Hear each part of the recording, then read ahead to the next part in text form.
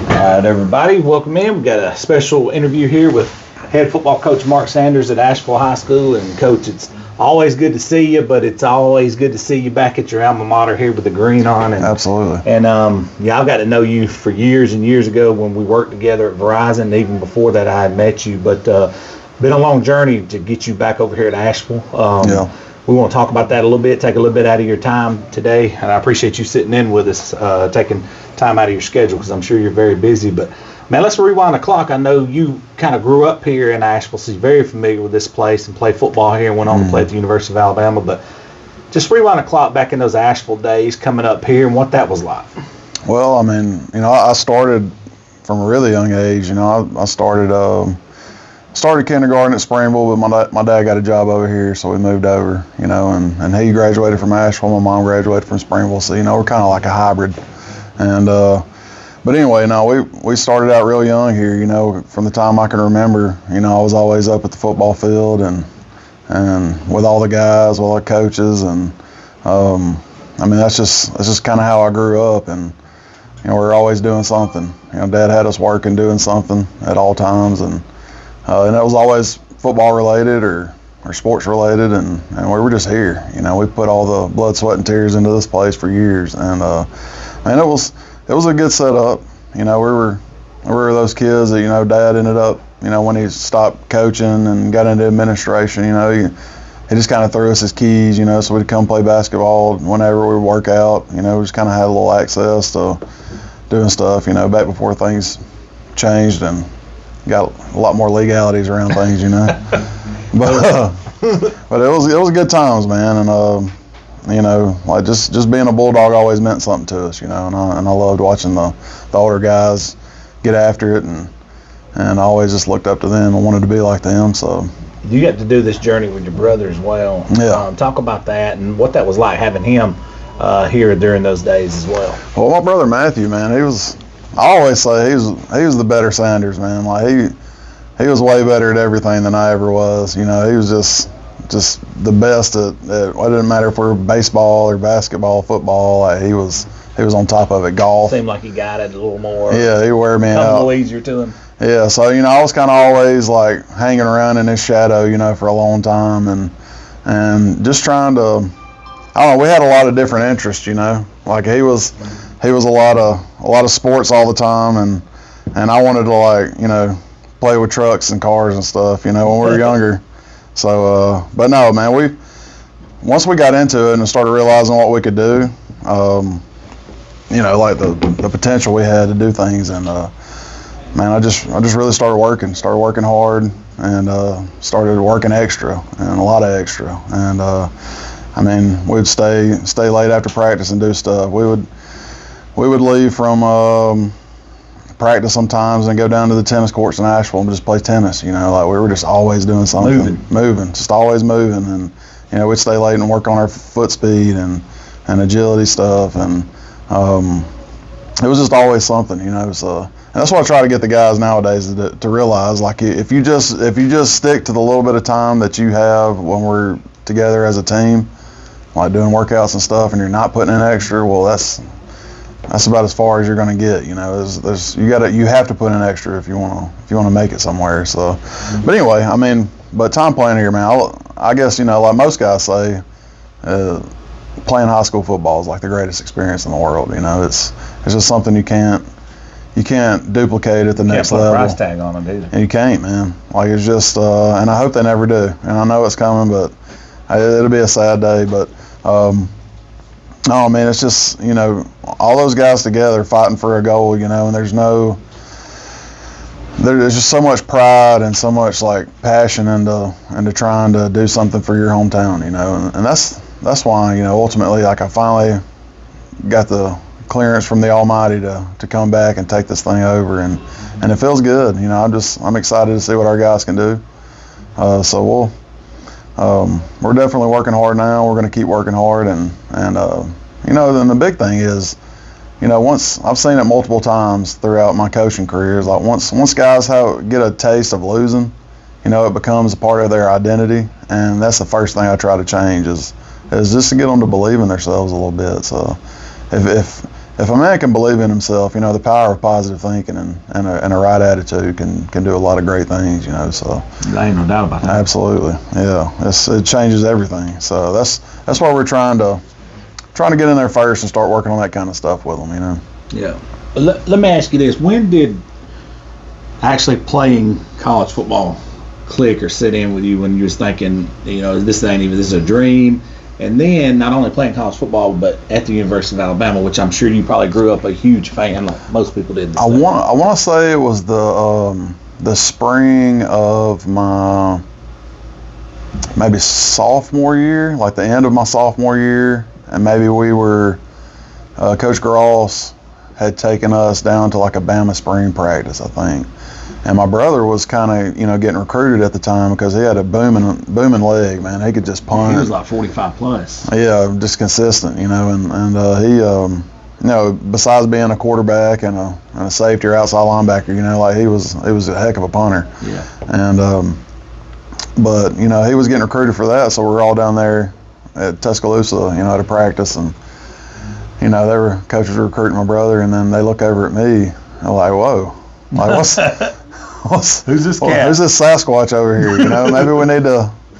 Matthew's like, this is my brother Mark. I'm like, oh really? Okay.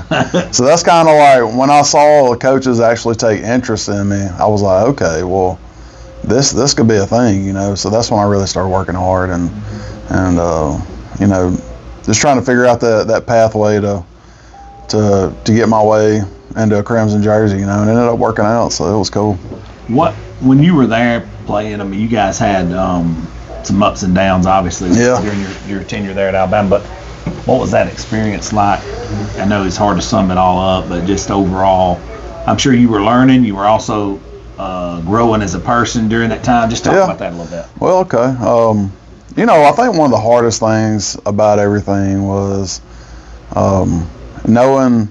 It was kind of right around the time where, you know, like everybody had signed. We knew what our freshman class was going to be, but then like the news of like, hey man, y'all are probably going to be on sanctions in a couple of years, you know, and we were like, that was kind of rough, you know, and so we didn't really know if it was ever really going to hit or not, and then it finally did, but that was tough going through that, you know, losing scholarships, you know, losing really great players and stuff, but that's the great thing about Alabama is that guys kept coming, like really good players kept coming. You know, they might have taken some scholarships away, but even like some of our walk-ons came on and made a big impact with us. So, but just me as a guy, man, I grew a lot at Alabama. I grew a lot emotionally, you know, spiritually. You know, Jeremiah Castile was our chaplain down there for a while, and he was for a pretty good while after that. But you know, just getting to go do Bible studies. Yeah. Because you know, I didn't want to be one of those guys that went out all the time and just got drunk all the time and just threw my opportunities away. You know, I tried to be a better dude. You know, and it worked out. So, but that was just part of that journey, and it was good, man. Like, well, I had a lot of good friends that held tight to me. You know, different guys that were on the same kind of journey as I was. You know, we thought the same, and but it was great. You know, and I still have guys, you know, that I talk to every once in a while. You know, we don't get a lot of guys don't get to talk a lot, but you know, if you ever cross paths with them, you know, it's like, oh man, it's like a great reunion. You know, just getting to see some of the old guys, because you know, when you're going through that kind of, I don't know if you call it torture. I don't know. It's a certain form of torture, you know, in a way. But just beating yourself down to try to build yourself up, and but just going through that battle with all those guys, that's what made it all worth it, honestly. You know, even though it was University of Alabama, you know, and they're the greatest of all time. You know, just having those guys, that was the best thing. Was just having your band of brothers around you, you know, and that was cool. Being able to fight that temptation is a lot easier when you got guys that's doing it with you. Absolutely. Yeah, man. Which I'm sure y'all had some guys that were party animals. Oh, yeah. But I'm sure you also had a core guys that y'all leaned on each other, man. How important is that even on the high school level to have positive influence? Well, I think that's the biggest thing, honestly. And that's what I'm trying to get the guys here to realize is that, the family aspect of the game of football is it's the top thing to me, because everybody can go into the game of football and play it for themselves, and typically from what I've seen in the past, those teams aren't very successful, but when guys, when they play for that dude next to them and they sacrifice, their comfort and sacrifice their body for the guy next to them and the guy behind them and in front of them, like those are guys that you can hold on to, and the ones that really just wear themselves out, and it's not about them, it's about for the good of the team and the good of the, what can we do, it's less about me and more about we, so that's good. When you find guys like that, then you can build something with that, and that's the foundation, the core. Yeah. Well, you and I crossed paths. You had gotten out of college and was working at Verizon. Mm-hmm. What'd you pick up from those days? People don't know this.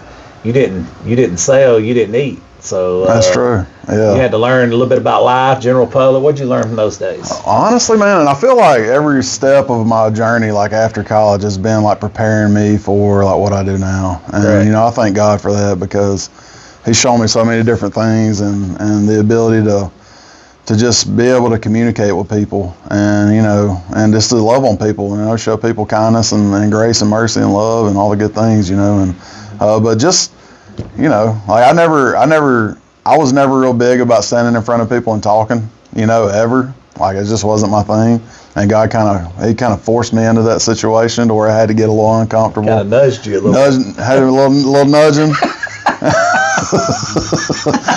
And no, but I remember, it helped me to understand a lot of different types of people. You remember how many different types of it was everybody, anybody, any kind of personality, and just being able to just be in front of them all day and just talking to them, hearing things going on in their lives. Like just trying to figure out how I could help them, and it wasn't just with phones or internet or whatever, like a lot of times I just wanted to talk. Talk to people, and I can't count how many times that I had people sit in front of me just spilling their guts about their life and just crying, and just having moments and just trying to boost people up, and just good stuff, man, and that kind of stuff you can't buy, it's just their experience. And so when I finally did become a coach, all of that stuff really helped me to learn how to work with the different types of kids. It showed you you have to be a hybrid. You gotta hybrid it up, man. That's right. You gotta coach kids. Every kid you gotta coach a little bit different. Yeah, you half that quiet electric motor and half that gas powered, man. You gotta go. That's right. So that's the way it is. But same thing here with the kids, man. Like every single one of them are different. And I've got 5 kids of my own, so I already knew that. Like when 5 of my own children are all completely different, like it's just like, wow. It's like how does God give us the ability to interact with so many different people and be able to just help them, help them come along and go different ways, and try to get this person that thinks completely different and that person that thinks completely different and get them focused on the same thing and moving in the same direction, man. That's the golden ticket. That's the golden ticket, man. You figured that one out. You had stints there at Victory Christian, at Donahoe, and then over at Westbrook Christian. Those are all separate, Christian entity schools. Yeah. And now you're at a public school. But what did you learn at your stint through those 3? Well, I started at Coosa, Well, that is correct. Yeah, so Raymond Farmer had called me and asked me if I could come work with his offensive line. I want to say it was like 07 or 08, something like that. And so I'd gone over and worked with him some with O-line over there.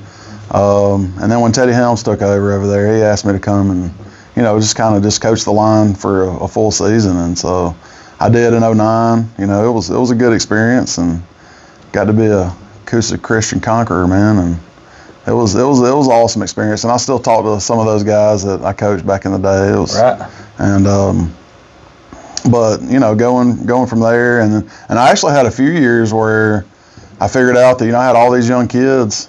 I had 3 young kids at the time, and it was just like it was so much time I was taking up for football. Oh yeah. And then working a job on top of that, and I just kind of had to take a step back and just be dad for a little bit, and then that's when God kind of called me into that full-time head coaching role at Victory, and Man, it was awesome. You know, I always, you know, I prayed about it a lot, and I always told God, you know, I don't ever want my life to be just about like money. I don't want to ever let myself get to the spot where like making money is more important than making a difference in the world, you know. So, and that's where He's kept me, you know. Like, hey, and I'm cool with it, you know. Man, I've helped so many kids, and I've changed a lot of lives, you know, through His grace, and man, just trying to be that dude for people that, you know they can trust and lean on, and you know, just the different Christian schools have helped me with that, you know, just being able to use my faith and God to help other kids realize that, you know, like nobody's perfect, man. Everybody's gonna make mistakes. You know, God still loves you. Like everybody's got things in their lives that they have to battle against, you know, and evil's always after us, trying to bring us down. So, you know, you just gotta learn how to fight that evilness around you and try to fight it back with some good and do some good in the world. And it's been a blessing for sure. Absolutely. How important do you think sports is to growth of young adults? Oh man, I think it's honestly one of the most important things for sure. I mean, and not everybody can do it, you know, and there's different sports you can play, but, you know, I guess coaching what I coach, I mean, it's just like the game of football is just such a different thing, you know, and compared to other sports, it's just the selflessness that you have to have, and the ability to be tough is just, it's so much more than anything else. But yeah, man, sports, A+. Yeah, it's different. A+. To me, it's everything. It's everything, man. And it, you know, and that's, I always try to tell the kids, like, they teach you about how to handle things when things ain't going so good, you know. Like, you've got to dig deep, you know, like life lessons. One day in life, you're going to be out of money, you know, you might be owing people this and that, you know, you might be in trouble here or there. You got to fight yourself out of a situation, you know. Well, sports is the catalyst to help build that inside of you, and you have it with you.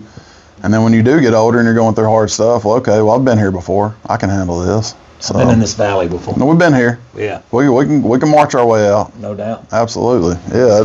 And honestly, you know, sports is just like, I think it's something that helps just provide you like a deeper level of faith, honestly. You know, it's, because I mean, how many times in games have you seen a team down by a certain amount and it doesn't look good, you know, and then all of a sudden, boom. Something happens. Just the change in mindset, you know, guys, all right, we can do this, man. We got to believe. And then they go out and believe, and then they execute. And then boom, now we're in the driver's seat, and the clock runs out and everybody's screaming and yelling, going crazy.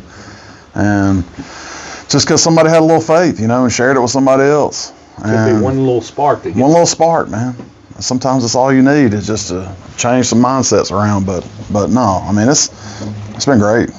When you came back here and looked in that locker room for the first time in a while, and you seen the weight room, the wraps, you know, the new uniforms and all, what was your thoughts on all that? Because I didn't know if you'd seen all that as it was all happening.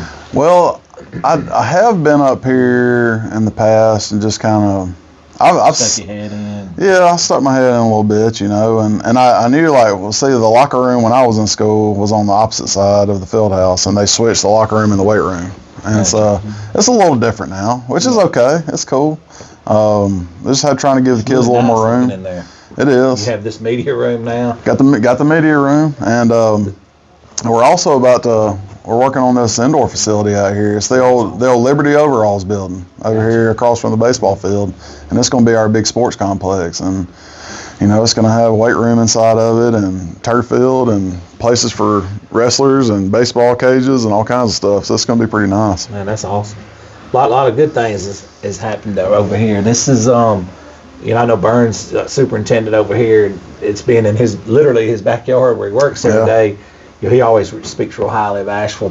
Just a few more questions before I let you out here, man. Like, coming back here, what was it that sparked that idea in your head? Like, because a lot of people sometimes don't want that challenge. I don't want them to think that I'm some kind of savior coming back here, and then others are like, I can't wait to get back there. What was your thoughts on that? It was a mix of that, honestly, you know, because like I've caught a heavy dose since I've taken the job of hey, you're going to turn everything around, you're going to fix everything. And, any realistic coach understands that, I'm going to do my absolute best, and I'm going to have that mindset.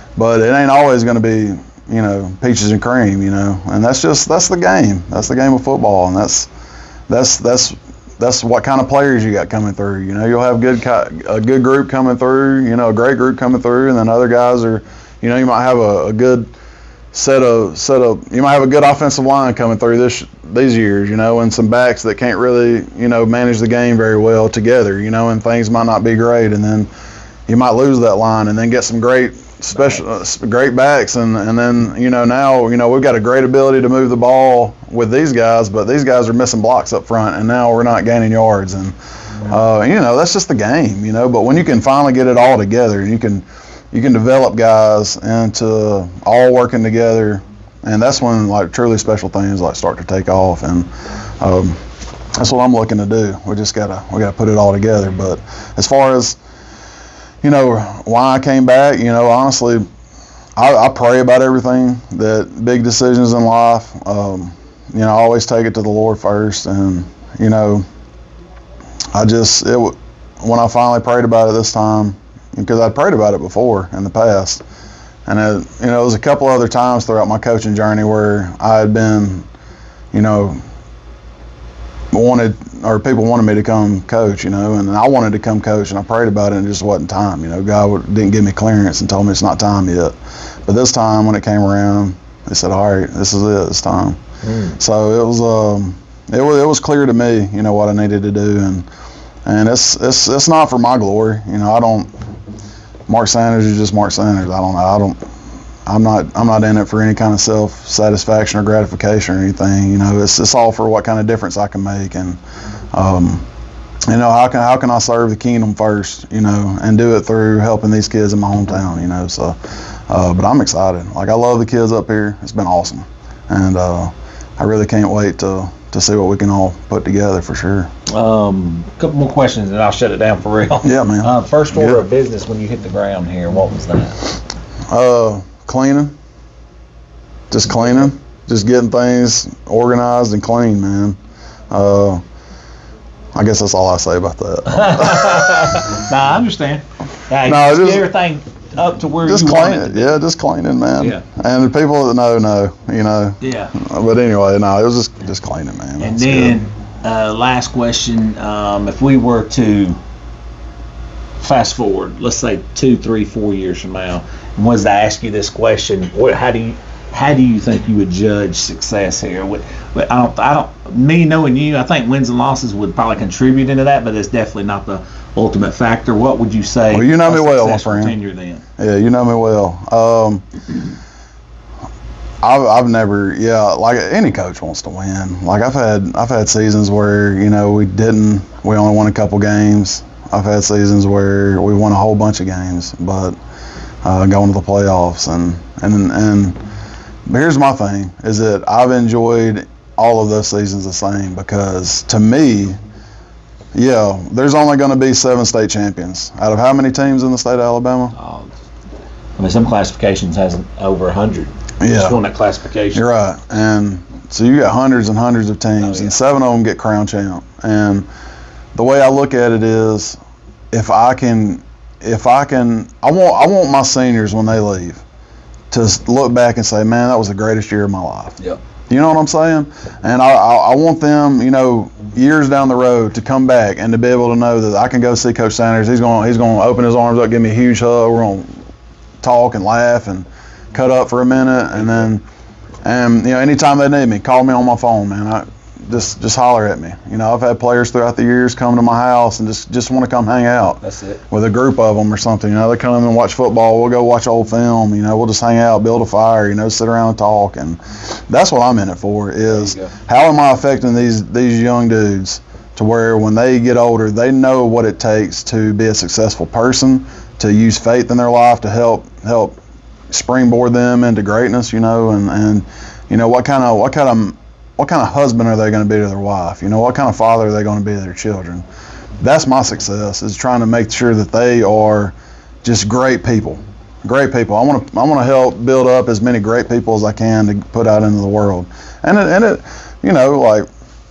numbers are numbers. You're not always going to be as successful. You know, I've heard some horror stories of some dudes in the past, you know, but there's more times than not where guys leave, you know, my teams and being around me, and they just go out and just start crushing life, you know, just being great dudes. And there you go. That's what I'm in it for. You know, now we're still looking for region championships, you know. We're still looking to make it to that last game of the year, but that's not what the big it is for what I do, for sure. It can happen right here. I'm telling you, it's happening down the road here, so I can tell you it can happen right here. Yeah. And you guys have got a facility, good mindset. So I wholeheartedly look for this thing to organically turn around. Yeah, it just, you know, it takes time, you know, and so that's the thing. It's a time thing, man, because it's just like, you know, like Saban was able to build up Alabama, like, you know, win its championship in his third year. You know, well, you're also throwing out, you know, 5-star recruits out on the field, okay? All right, but the same mindset can be put into any program. Like, we have to get involved in this process. You know, this process starts from, you know, a junior high age, and it, you know, for a lot of these kids that come through here, Pee-wee, you know, they're good Pee-wee teams in Asheville, and so we get that process just and be consistent with everything that we're doing all the way through, and you know, eventually, you know, one of these groups is going to come through here and just be just an insanely special group, and I hope it's this year. I really do. You know, we're working hard. I got a really good group this year, like, coming in, and you know, there's a lot of spots that we have to do take a lot of care of and do some maintenance and a lot of building, but there's some special dudes on this team coming up for this year, and I'm really pumped about it. I just hope I do a great job of being their leader, you know. Cross the T's and dot the I's, my friend. Well, Coach, man, I appreciate you spending some time with us. I know we're here on a Friday and you got a class to attend, and man, looking forward to covering you guys this year. It's good to see you as always, and thank you for spending some time with us. Hey, man, always a pleasure, brother. I appreciate you. Thank you.